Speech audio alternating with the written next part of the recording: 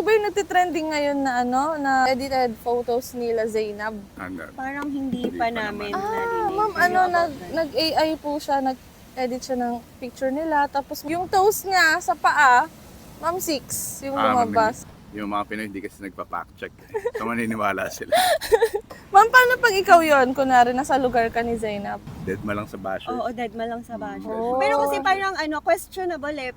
Siyempre, ang ganda-ganda mo na eh. Bakit kailangan mo pang i-edit yung sarili mo, di ba? Confident ka naman sa sarili mo, di mo na kailangan gumamit ng mga ganong app. Tama. Sabay hawi ng buhok, no? So, ma'am, sir, meron pong pauso ngayon ng mga AI-generated pictures, videos. Ano po masasabi niyo sa mga yun, ma'am, sir? Kung para sa recreational activities lang, like, kunyari, meron kaming ginawa, yung photo namin, ginawa namin na parang baby photos, ganyan. Opo. Okay lang siya.